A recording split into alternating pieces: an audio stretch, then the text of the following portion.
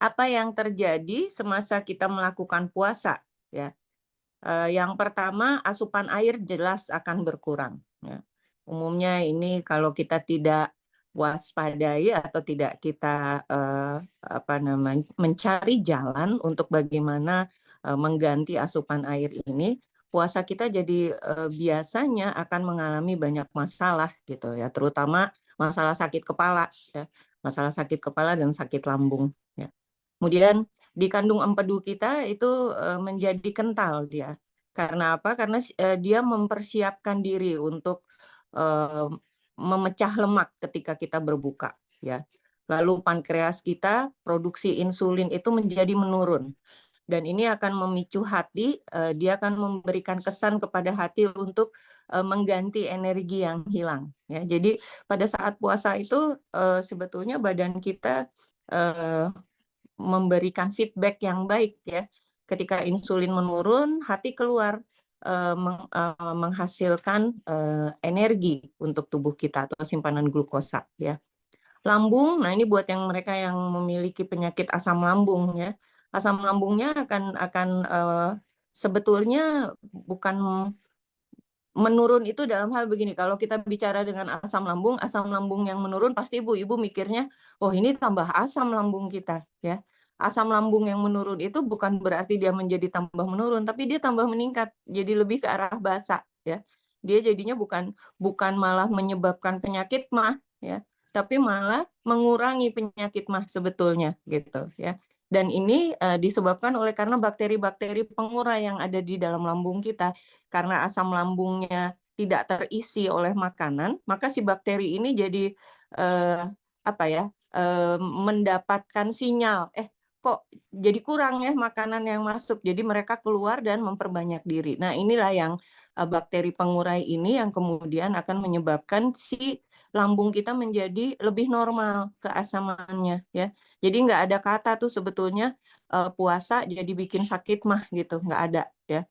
Begitu pula dengan usus, usus halus, pengosongan ususnya menjadi optimal. Nah ini sebetulnya usus kita itu harus istirahat sebetulnya, harus istirahat, memicu, dengan istirahatnya usus kita, dia juga akan memicu, flora-flora normal atau bakteri-bakteri baik yang ada di dalam usus tersebut, sehingga memperbaharui fungsi dari, flora normal ini memperbaharui sel ya, justru memperbaharui sel. Jadi, dia akan memberikan, akan menghasilkan zat-zat metabolik yang nantinya akan dipakai sebetulnya, dipakai oleh otak kita ya, sehingga kita jadi, tidak mudah lupa misalnya ya, dipakai oleh otak kita untuk lebih fokus, konsentrasi ya. Jadi kebanyakan orang-orang yang berpuasa itu malah justru, apa namanya, otaknya itu jadi lebih tajam ya, jadi lebih tajam, pemahamannya jadi lebih lebih baik ya, kemudian, daya ingatnya juga jadi lebih baik ya, itu diakibatkan oleh, pengosongan lambung memicu, bakteri-bakteri di usus untuk menghasilkan metabolit yang digunakan oleh otak tersebut ya. Demikian juga dengan usus besar ya, usus besar ini dinding-dindingnya jadi, istirahat dan memperbaharui diri ya, memperbaharui sel-sel pada dinding usus besar tersebut ya. Nah itu yang terjadi, kemudian semasa kita menjalankan puasa, itu ada fase-fase yang, terjadi dalam tubuh kita ya. Umumnya fase, pertama dan fase kedua ini yang seringkali bermasalah nih ya. Periode hari pertama dan hari kedua serta hari ketiga sampai hari ketujuh ya. Memasuki hari ke-8 sampai hari ke-15 biasanya tubuh kita ini sudah mulai, melakukan adaptasi karena, menggunakan energi yang dihasilkan oleh hati atau yang disimpan oleh hati, juga menggunakan energi yang disimpan di dalam otot ya. Sehingga, tubuh kita menjadi lebih terbiasa beradaptasi ya. Nah pada periode 16 sampai 30 hari biasanya kita tidak mengalami lagi tuh masa-masa tidak nyaman berpuasa ya. Dan umumnya ketika kita, sudah lebaran itu jam-jam biologi kita, menjadi mirip dengan, semasa kita berpuasa ya. Makanya kenapa, lebih baik dilanjutkan tuh dengan puasa Syawal ya, karena kitanya masih tubuh kita masih ritmenya masih mengalami atau masih ada ritme puasanya ya, sehingga selesai di 7 hari itu tidak lagi menemukan masalah di dalam tubuh kita ketika puasa. Namun demikian sesungguhnya kalau kita berangkat dari sini, maka latihan puasa itu harusnya dijalankan 15 hari sebelum masuk bulan Ramadan ya. Jadi puasa Syaban ya, puasa bulan Syaban itu juga baik untuk persiapan. Namun yang paling baik tentu saja persiapannya dilakukan lebih jauh lagi ya. Kayak atlet itu kalau mau jadi pemenang mendapat medali, dia berlatih terus-menerus ya. Malah kita juga kalau mau puasa ini kita lalui dengan kemenangan yang luar biasa, tidak pernah berhenti latihan jadinya ya. Baik itu fasenya, lalu masalah yang sering muncul itu pada fase-fase pertama dan kedua. Jadi hari ke-1, kedua sampai hari ketiga dan ketujuh ya. Tapi umumnya semua masalah-masalah ini muncul karena cairan yang kurang ya. Umumnya dehidrasi atau kekurangan cairan itu akan menyebabkan pusing dan sakit kepala. Kemudian kalau udah pusing dan sakit kepala biasanya nyenggol-nyenggol nih ke lambung ya, karena memang ada jaras persyarafan dari otak kita yang nyenggol sedikit ke lambung ya. Makanya kalau kita pusing atau kita sakit kepala umumnya diikuti dengan mual dan muntah ya. Kemudian lemas ini juga bisa terjadi selain karena dehidrasi, bisa juga karena kalori yang masuk kurang ya, sehingga menyebabkan kita menjadi lemas. Nah, bagaimana caranya kita mengatasi itu? Ya, yang pertama, sahur itu wajib ya. Jangan skip sahur, jangan jangan tidak sahur ya, atau lewat sahurnya ya. Bagaimana cara sahur yang baik? Sahur yang baik itu kita mempersiapkan energi yang dibutuhkan 12 jam ke depan ya. Kemudian jumlah energi yang kita harus masukkan itu setidaknya adalah 2/3 dari energi dasar kita ya. Nah, kita ini tergantung dengan berat badan dan tinggi badan kita tuh memiliki energi dasar yang berbeda-beda ya. Contoh kalau misalnya berat badan 50 itu misalnya ada konstantanya, ada rumusnya. 10 dikali berat badan ditambah 6,25 dikali tinggi badan ya. Itu adalah jenis energi dasar yang kita butuhkan ya. Nah, seharusnya 2/3 atau 3/4 dari energi dasar itu dipenuhi pada saat sahur ya, gitu. Kemudian yang kedua, cukup asupan air ya, cukup asupan air itu juga ada konstantanya, ada rumusnya. Umumnya kita itu membutuhkan 50 cc per kilogram berat badan. Ya, jadi kalau misalnya beratnya 50 ya kurang lebih sekitar 2,5 liter ya, 2.500 cc atau 2,5 liter. Atau ukurannya 10 gelas belimbing ya, 10 gelas belimbing air minum. Kemudian mengutamakan asupan karbohidrat yang kompleks dibandingkan yang sederhana sehingga dia bisa bertahan di dalam saluran cerna lebih lama ya. Contoh misalnya bagaimana karbohidrat kompleks itu? Lebih banyak sayuran dibandingkan dengan nasinya misalnya gitu, atau lebih banyak protein dibandingkan dengan nasinya ya. Mengganti karbohidrat yang simple tadi, yang sederhana dari nasi itu dengan karbohidrat kompleks yang lain. Contoh misalnya kentang, misalnya diganti karbohidratnya dengan kentang atau diganti karbohidratnya dengan brokoli, ya lebih banyak brokolinya daripada nasinya. Ini akan membuat karbohidrat ini lebih lama ada di dalam saluran cerna kita sehingga kita menjadi tidak merasa lapar ya. Biasanya kalau kita menggunakan karbohidrat yang sederhana, beras atau nasi yang lebih banyak, itu kita antara jam 10 jam 11 sudah merasakan lapar yang luar biasa itu ya. Tapi kalau misalnya kita menggunakan karbohidrat kompleks, lebih banyak sayurannya dan buah-buahan, itu dia akan jam 3, jam 2, jam 3 baru kita merasakan lapar ya. Tinggal sedikit lagi ke waktu berbuka begitu ya. Kemudian yang juga harus diperhatikan adalah mengurangi asupan lemak ya. Menggantikannya dengan jenis-jenis lemak yang tidak jenuh ya. Contoh lemak jenuh dan tidak jenuh itu gorengan tuh ibu-ibu, itu gorengan itu bala-bala, goreng apa yang digoreng itu dia cenderung lemak jenuh ya. Sehingga dia juga akan lebih menyebabkan badan kita menjadi tidak nyaman dibandingkan dengan lemak yang tidak jenuh. Lemak yang tidak jenuh itu biasanya kita gunakan untuk dressing ya, untuk kalau kita makan salad itu kemudian ditaruh lemaknya seperti olive oil misalnya ya, atau sunflower oil gitu ya. Itu fungsinya adalah lemak yang tidak jenuh, dia juga akan berada di dalam tubuh kita atau lebih lama ya di dalam saluran cerna kita. Kemudian yang juga penting adalah membatasi asupan garam. Kenapa?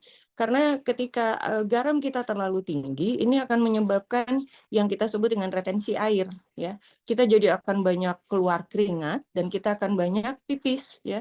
Nah, ini akan menyebabkan kita jatuh pada kondisi lebih ke kondisi dehidrasi ya. Maka asupan garam ini selama sahur itu harus diperhatikan ya, tidak boleh terlalu banyak.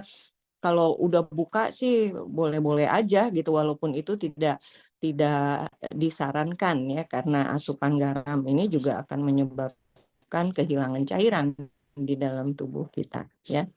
Nah, itu sahur ya.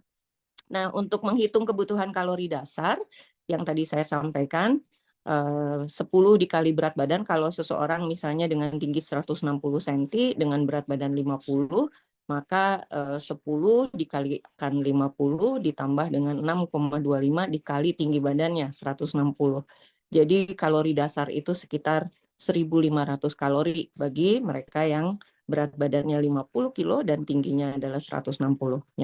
Nah, kalori dasar ini dibutuhkan untuk fungsi-fungsi organ kita ya, dan fungsi metabolisme kita ya.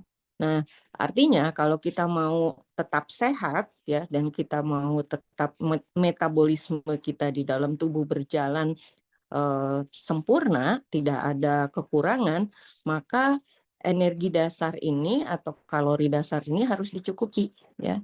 Jadi nah, selama kita berpuasa, maka kebutuhan akan kalori dasar ini dipenuhi dengan kaidah misalnya 2/3 pada saat sahur, lalu sepertiganya dipenuhi saat berbuka ya. Dengan dengan menerapkan kaidah kebutuhan kalori dasar, maka kita tidak akan terlalu turun berat badan kita misalnya, atau tidak akan terlalu naik berat badan kita ya, kalau kita mengkonsumsi kalori itu di kisaran energi dasar ini ya. Itu jadi 2/3 dipenuhi saat sahur. Jadi kalau misalnya 1.500 berarti kurang lebih 1.000 kalori harus masuk pada saat kita sahur ya. Kemudian 500-nya itu dipenuhi sepertiga saat berbuka ya. Itu kaidah kebutuhan kalori dasar agar kita tetap sehat dan fungsi metabolisme tubuh kita berjalan normal ya, apa adanya. Nah, ini adalah pedoman kalori sederhana ya. Boleh nanti akan saya share ini di grup kita ya, supaya jadi panduan ibu-ibu semua ya. Nah, kemudian kalau porsi makan yang ideal, nah itu pada saat sahur 2/3 kalori masuk, pada saat berbuka tambahan 1/3 kalori lagi yang masuk ya. Kemudian diawali pada saat berbuka, diawali boleh minum yang manis-manis ibu-ibu, tapi tentu saja enggak berlebihan ya, tidak berlebihan. Jadi jangan kalap makannya ya ibu-ibu. Ini juga ketika berpuasa nih hati-hati nih, kalau kita kalap biasanya nanti asam yang lebih muncul di dalam tubuh kita. Justru akan memicu penyakit mah di kemudian hari ya, hari kedua, hari ketiga malah muncul sakit lambung diakibatkan oleh kita seperti balas dendam misalnya makannya ya, itu pada saat berbuka. Nah, poin yang berikutnya adalah kebutuhan cairan ya. Kebutuhan cairan seperti saya jelaskan tadi di depan, sebetulnya per berat badan kita, per kilogram berat badan kita membutuhkan 50 cc ya per kilogram berat badan. Jadi kalau misalnya 50 kilo maka membutuhkan 2.500 cc atau 2,5 liter per hari ya. Caranya bagaimana ngebaginya? Sama, 2/3 bagian itu dipenuhi pada saat sahur ya. Kemudian 1/3 lagi dipenuhi pada saat berbuka. Nah, caranya bagaimana? Misalnya 2 gelas saat bangun ya. Kita biasanya kan ada ibadah tambahan ya. Nah, pada saat mau ibadah itu kita minum dulu 2 gelas ya. Kemudian pada saat setelah makan sahur kita minum lagi 2 gelas ya. Kemudian 2 gelas lagi ketika kita menunggu imsak. Nah, itu 6 gelas sudah 2/3 bagian masuk cairan tersebut, insya Allah itu akan bertahan hingga 12 atau 13 jam ke depan ya. Berikutnya pada saat berbuka kita masukkan lagi kurang lebih 2 gelas, minum manis dulu, makan berbuka dulu dengan yang manis, lalu kurang lebih mau tarawih minum lagi 2 gelas ya. Kemudian mau tidur minum lagi 2 gelas. Jadi pada satu hari 10 gelas belimbing itu terpenuhi ya. Nah, berikutnya adalah memenuhi waktu tidur ya, karena pada saat kita berpuasa karena ada sahurnya maka memang biasanya kita bangun lebih awal ya, dan ada qiyamul lail yang juga kita jalankan sebelum kita sahur. Nah, orang dewasa itu umumnya membutuhkan tidur setidaknya adalah 6 jam seharinya ya, setidaknya. Bagaimana cara mengaturnya? Misalnya pada saat sebelum atau setelah subuh, setelah sholat subuh kita tidur sebentar ya. Kemudian setelah waktu asar pulang bekerja, mungkin kita bisa menambah waktu tidur kita antara 1 sampai 2 jam ya itu. Kemudian pada saat selesai melakukan ibadah tambahan seperti tarawih, jangan tunggu lama-lama untuk nonton, tidur aja dulu gitu ya, cepat-cepat beristirahat ya. Kemudian juga tetap melakukan olahraga, namun saya tidak menyarankan olahraga yang high impact ya. Saya lebih menyarankan olahraga yang low impact. Jadi misalnya yoga ya, atau melakukan olahraga ringan ya, yang waktunya misalnya 100 sampai 150 menit seminggu ya, atau kurang lebih adalah 30 menit seharinya ya, dengan cara yoga atau dengan cara meditasi ya. Meditasi ini juga adalah salah satu bentuk olahraga low impact ya. Nah, berikutnya adalah adab berbuka vitamin dan obat ya. Nah, adab berbuka seperti tadi saya sampaikan, mendahului dulu dengan yang manis namun tidak berlebihan. Boleh minum misalnya teh manis ya, diikuti oleh kurma kayak gitu ya, untuk menggantikan karbohidrat atau menggantikan energi yang hilang ya. Kemudian berbuka dengan setengah kalori dasar harian yang kita hitung tadi, itu kita ganti dengan berbuka, lalu memasukkan komponen-komponen lemak jenuh dan karbohidrat tidak kompleks kembali ya, agar supaya lebih lama kita merasakan kenyang ya itu. Kemudian menambah juga asupan air, kurang lebih adalah 1/4 sampai 1/3 dari kebutuhan air harian. Lalu makannya jangan kalap ya, jangan kalap, makan bertahap dan pelan-pelan. Kenapa? Karena kalau misalnya kita seperti balas dendam, justru yang akan muncul nanti adalah kondisi asam di dalam tubuh kita. Efeknya nanti akan mempengaruhi lambung kita dan akan mempengaruhi otot ya, sehingga kita jadi lebih lemas, kemudian lambung kita juga jadi lebih sakit ya. Nah, berikutnya bagaimana dengan konsumsi obat-obatan? Mereka yang memang harus mengkonsumsi obat-obatan ini harus meng-adjust ya,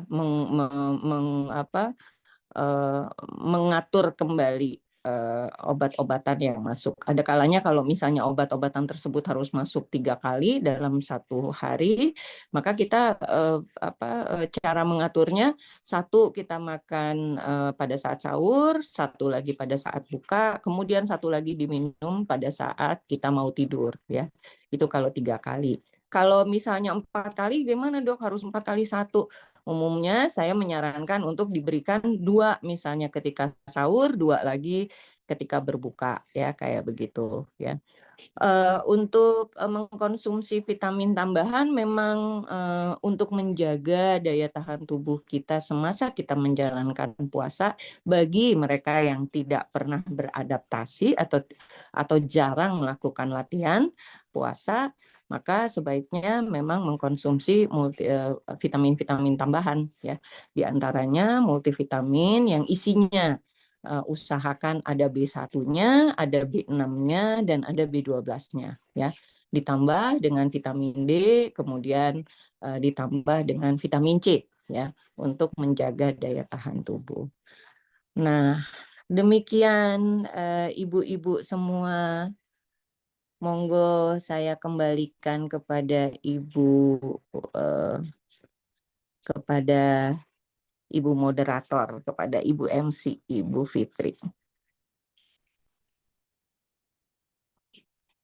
Masih di mute semua ya, Bu?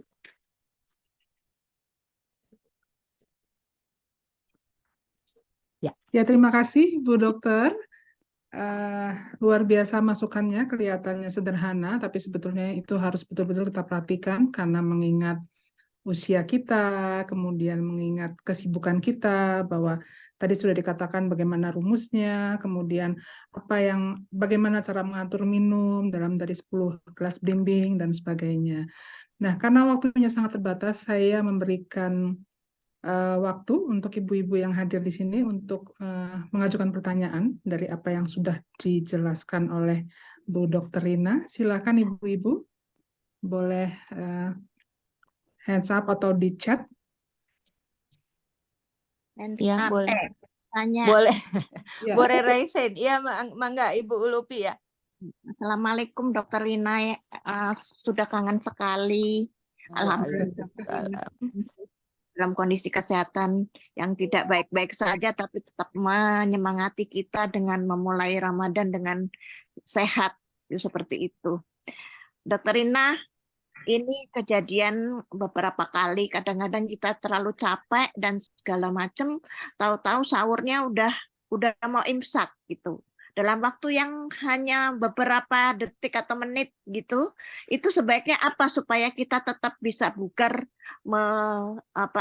menjalani Ramadan hari esoknya ketika kita benar-benar sudah kesiangan lah gitu untuk untuk sahur dengan makanan-makanan yang tadi sudah disarankan oleh dokter. Jadi Ya. betul nih singkatnya apa gitu yang supaya Ya. kita jangan lemes. Terima kasih dokter. Makasih Iya. Mbak Fitri. Betul. Langsung aja dijawab ya Bu Fitri. Ya, Iya. silakan. Baik. Sebetulnya ada satu hadis yang mungkin kita jarang sekali untuk mendengarkan ya. Kita biasanya punya waktu imsak tek berhenti gitu ya. Padahal sebetulnya kita imsak itu adalah diberikan waktu kepada kita yang terlambat sahur untuk tetap melanjutkan makannya sampai azan subuh terdengar ya. Kalau orang-orang zaman dulu Bu Ulpi itu menyampaikannya puasa itu mulai ketika kita sudah bisa melihat bedanya. Jadi terangnya antara hitam dan putih. Artinya antara hitam dan putih itu kita udah bisa ngelihat tanpa dibantu oleh lampu ya gitu. Nah, itu sebetulnya waktu kita untuk memulai puasa. Tapi ada triknya nih Bu Ulupi, kalau kita misalnya waktunya memang udah sangat mepet gitu ya. Seperti tadi saya sampaikan, untuk membuat usus kita atau lambung kita terisi lebih lama sehingga kita merasa lebih kenyang lebih lama, itu adalah karbohidrat kompleks. Jadi artinya ibu-ibu harus menyiapkan salad nih ya, salad sayuran atau salad buah yang ditambah dengan minyak yang tidak jenuh tadi sebagai dressingnya, ya boleh ditambah keju misalnya, boleh ditambah mayones, itu juga adalah salah satu bentuk lemak tidak jenuh ya. Nah, makannya itu ya. Makannya salad-salatan seperti itu ya. Kemudian jangan lupa minum ya, minumnya itu juga yang paling, kalau saya agak pendek waktu saya sahur misalnya, saya dahulukan minum Bu gitu ya. Saya dahulukan minum yang saya banyakin gitu. Kemudian saladnya 1 mangkok gitu. Saya kira selama ini saya memiliki cukup waktu walaupun itu pendek sekali dengan dengan imsak atau dengan azan subuh ya. Dan bagi saya alhamdulillah lumayan menjaga sampai jam 1 jam 2 saya masih bisa bertahan. Udahnya saya tidur habis itu Bu. Nah. Tidur. Iya. Mau tanya boleh? Iya. Silakan Bu Reni. Monggo. Mbak Fitri. Assalamualaikum warahmatullahi wabarakatuh. Bu dokter yang cantik sekali. Mbak Renjaiku. Monggo Mbak Renjai. Jeng Rina, saya pengen tahu kalau kita sahur itu kita boleh nggak sih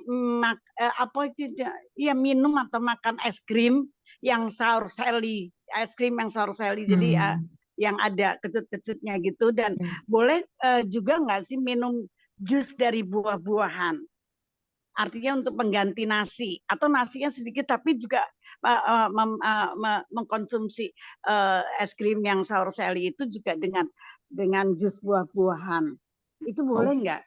Bagus boleh nggak banget. Itu? Oh, boleh banget. Itu sahur seli, itu yogurt ya. Yogurt itu kan isinya probiotik, isinya lactobacillus ya. Membantu agar flora normal yang ada di lambung dan salur dan usus kita itu meningkat dengan pemberian yogurt ini gitu.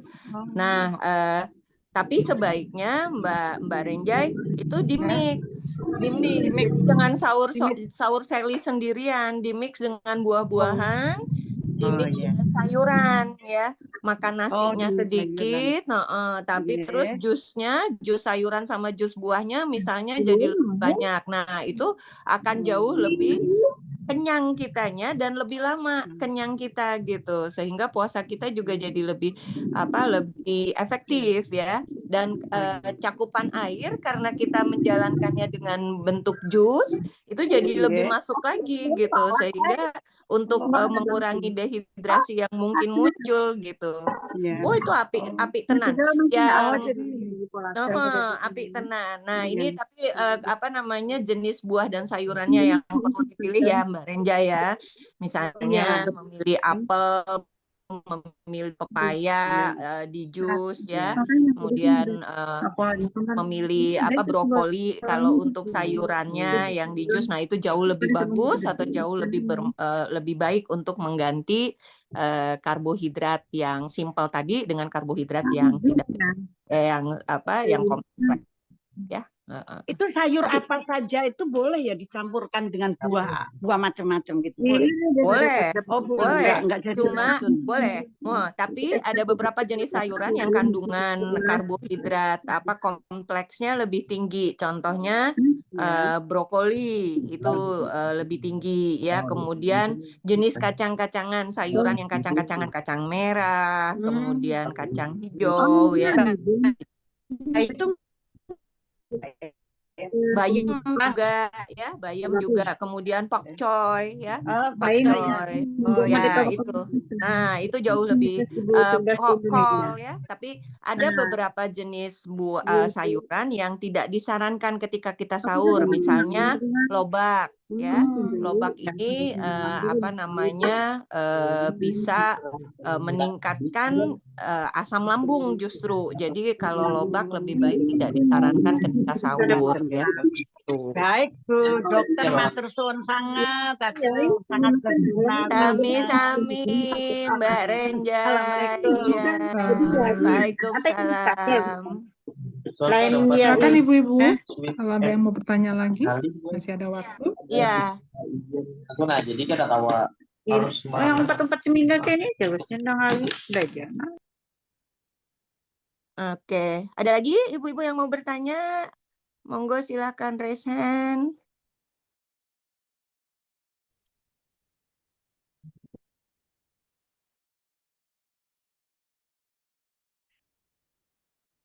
Nggak ada. Kalau nggak ada, Saya dok, oh ada. Monggo, saya silakan. Mbak saya lagi Ninis. dok, Ya, tentang kelompok. tak kedengeran Mbak Nis. Pakai ini nih, pakai ini saya lagi nganterin Oke. suami lagi di rumah sakit. Ya. Dok, misalnya kalau lagi sahur, saya kan sukanya minum jus jeruk itu. Mm-mm. Katanya teman-teman saya, jangan minum jus jeruk, nanti sakit mah. Nah, Mm-mm. itu padahal pengen banget gitu, itu kan seger enak gitu ya. Mm-mm. Mm-mm. Gimana kira-kira kalau lagi sahur, ganggu nggak ya nanti ya kira-kira? Oke. Kalau misalnya memang yang namanya jeruk itu banyak mengandung vitamin C ya. Dan jenis vitamin C yang ada di jeruk itu adalah ascorbic acid. Jadi memang karena sudah ada asidnya itu bisa meningkatkan keasaman lambung di dalam lambung kita. Namun kalau Mbak Ninis nih di mix itu dengan jenis-jenis buah-buahan yang lebih alkalin ya, contohnya apel itu lebih alkalin. Nah, di mix nggak apa-apa, boleh aja gitu ya. Tidak Jeruk Pak, maunya jeruk doang gitu. kalau jeruk aja mending dipilih jeruk yang lain. Misalnya jangan orange ya, jangan jeruk tapi lebih ke jeruk nipis atau lemon ya. Memang kelihatannya lemon Boleh. ini sama jeruk nipis ini lebih asam daripada jeruk biasa kan, tapi sesungguhnya si lemon sama si jeruk nipis ini bentuknya alkalin. Jadi dia tidak akan menyebabkan peningkatan asam lambung, berbeda dengan si jeruk tadi gitu ya. Itu yang pertama. Lalu yang kedua, mengkonsumsi bentuk jeruknya jangan panas. Kalau panas justru si ascorbic acidnya tambah meningkat ya. Lebih baik dingin dalam bentuk es gitu. Dalam bentuk dingin dia si vitamin C-nya lebih terikat sehingga dia tidak akan menyebabkan nyeri lambung nantinya atau meningkatkan asam lambung. Ya, Gitu. jadi jus jeruk dingin lebih baik lebih baik jeruk nipis atau Lemon. jeruk lemon gitu. Lemon Iya. itu kan suka kadang-kadang lemon yang irisan gitu kan yang jadi Ya. uh, Itu relatif lebih alkalin dia. Jadi kalau kita mengkonsumsi jus itu tidak meningkatkan asam lambung, enggak seperti buah jeruknya gitu. Oke. Terima kasih dok. Sama-sama. Ada lagi nggak yang mau bertanya, ibu-ibu?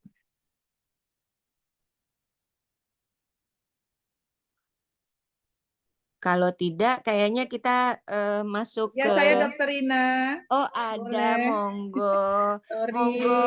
Aduh, tadi di Medan hujan sangat lebat-lebatnya sehingga masuknya sinyalnya Susah. Baik, terima kasih Dokter Rina. Ini tadi Monggo. seru ya.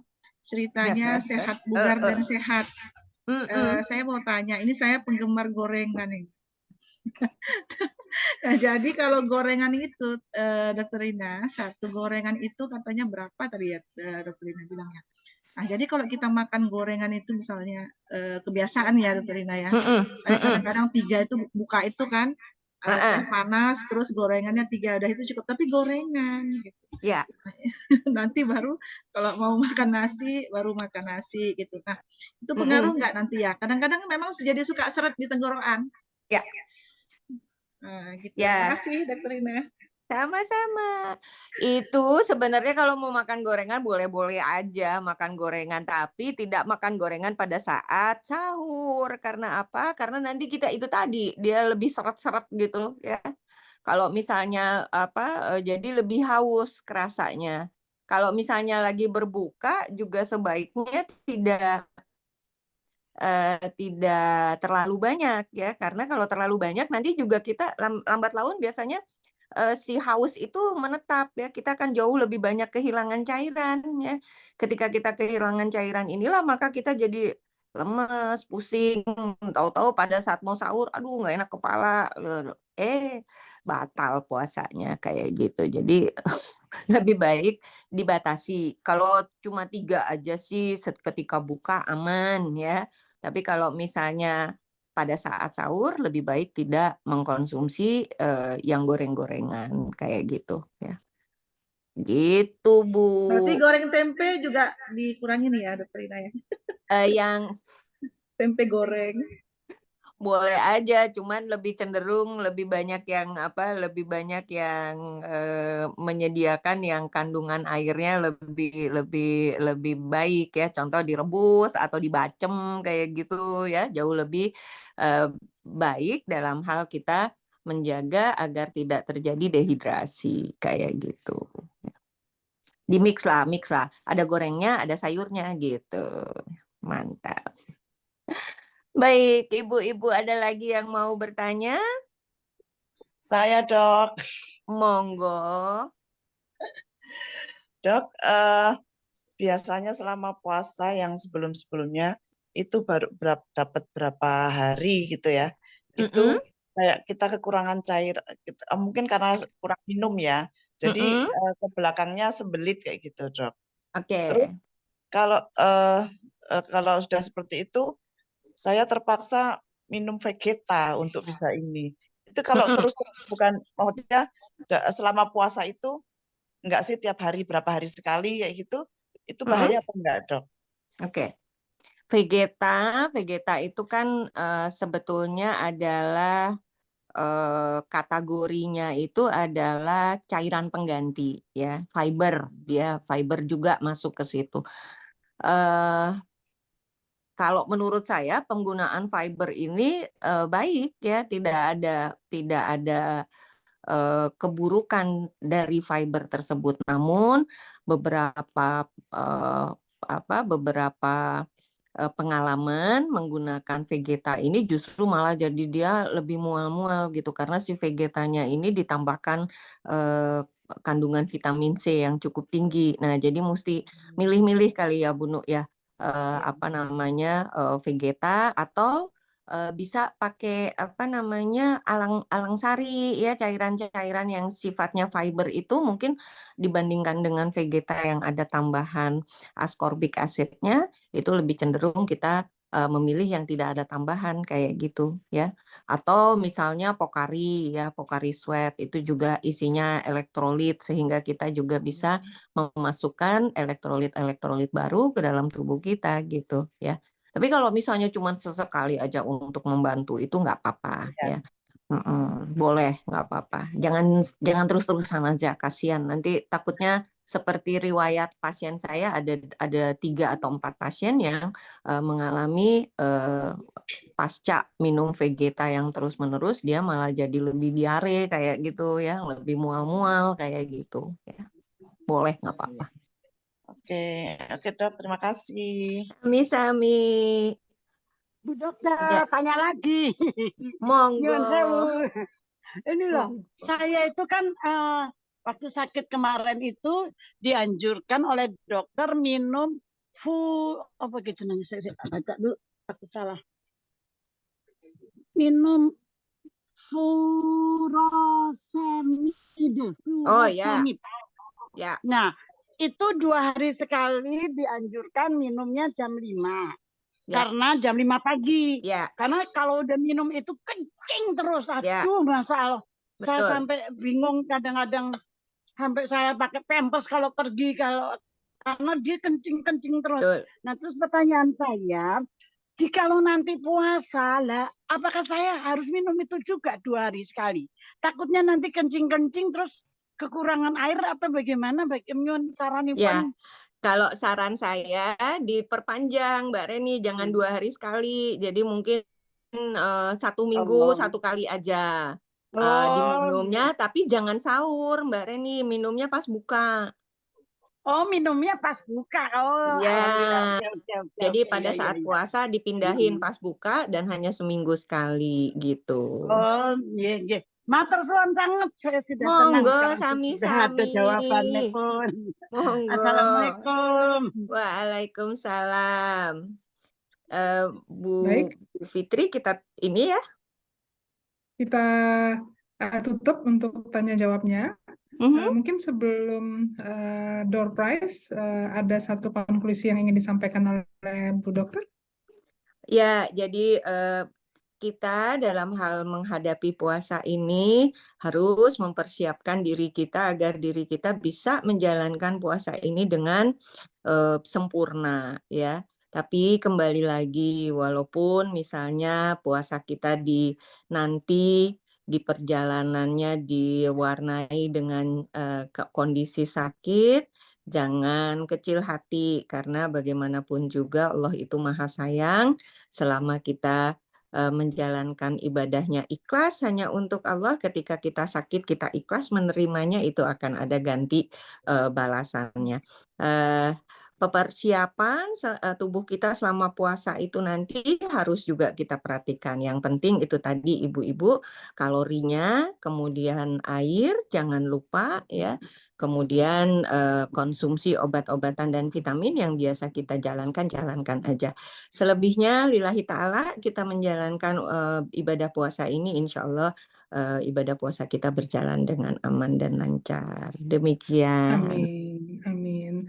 Terima kasih Bu Dokter Rina, walaupun dalam kondisi kurang sehat, tapi betul-betul fit dalam menyampaikan materinya yang begitu padat, yang hanya bisa diisi oleh ahli pasti. Sebelum kita tutup dan sebelum foto bersama, kita mungkin putar untuk door prize ya, Bu Rina ya? Ada door prize ya, alhamdulillah saya share lagi door prize-nya.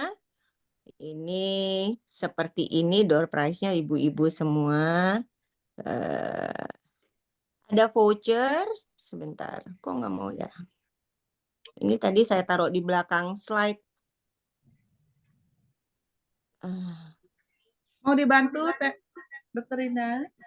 Nah, itu dia door prize-nya. Ada 2 ibu-ibu nanti yang akan mendapatkan voucher 25% untuk terapi whitening series di klinik KIBM ya. Wow. Kemudian ada satu lagi voucher belanja sebesar 250.000. Saya minta Bapak Handsome untuk spin wheel-nya. Pertama yang voucher dulu ya, 25% untuk whitening series. Mana nih Pak Handsome?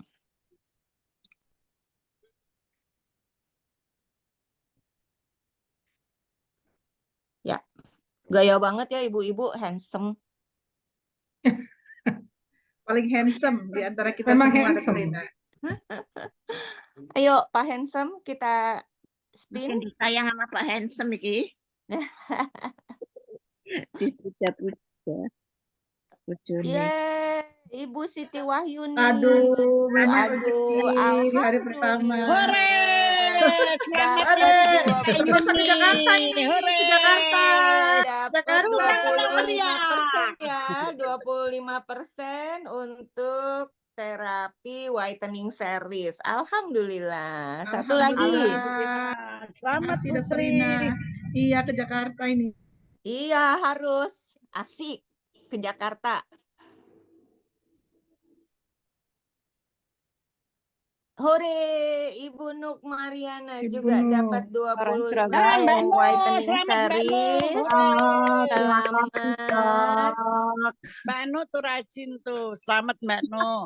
Iya, satu lagi untuk voucher belanja 250.000.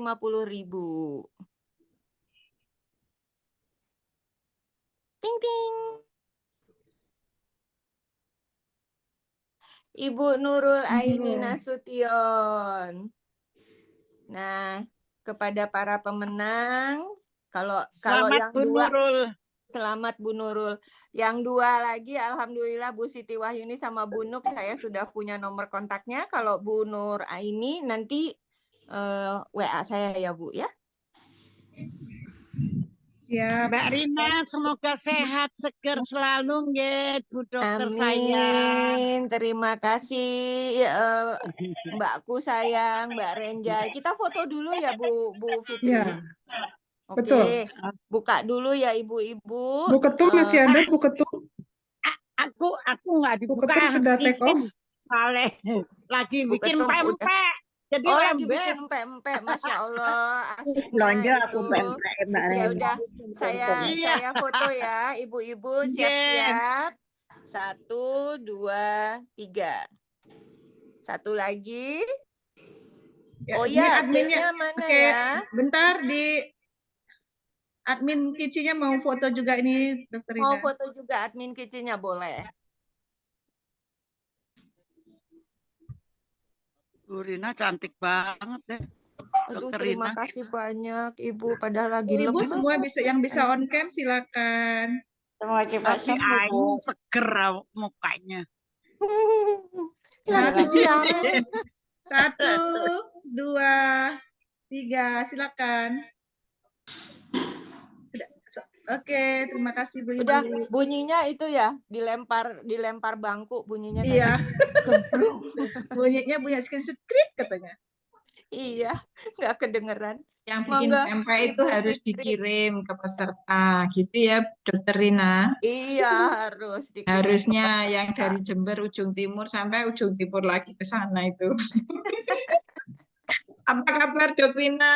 Aduh, kangen banget ini. Iya, ini apa Kayak kabarnya tambah seger Dokter itu. Wi? Mohon maaf lahir dan Pipinya batin. sampai muntur-muntur. Ya, sudah, mohon maaf lahir dan batin. Iya, Mbak Nu oke. ya, apa Maaf lahir kabar Mohon Mbak maaf Nu? lahir batin, selamat Sampai ketemu berpuasa. Sehat selalu Semoga semua, Mbak puasanya lancar, Renjai. semua sehat semua. Amin, Bismillah. amin, amin, amin. Amin. Kita tutup ya Ibu-Ibu. Semoga Monggo, kita Terima berjumpa kasih. kembali untuk besok. Ditutup Iya. pintunya ya, pintunya ya. Kasih Iya, Dokter iya. Rina, Mbak Ren. Iya, Sampai besok. Iya, Mbak dadah. Renjai, jangan lupa pempeknya Terima kirim. kasih ya. Waalaikumsalam Dadah. warahmatullahi. Assalamualaikum warahmatullahi Waalaikumsalam. wabarakatuh. Halo Waalaikumsalam. Pipi, dah. Ya, hormat, pempek. Jangan lupa. Ayo Mbak Renjai. Sehat Mbak Renjai. Bu Lupi, sehat selalu Mbak Nini, sehat Besok ya. ya, besok buka. Ada narasumbernya barusan masuk. Alhamdulillah. Besok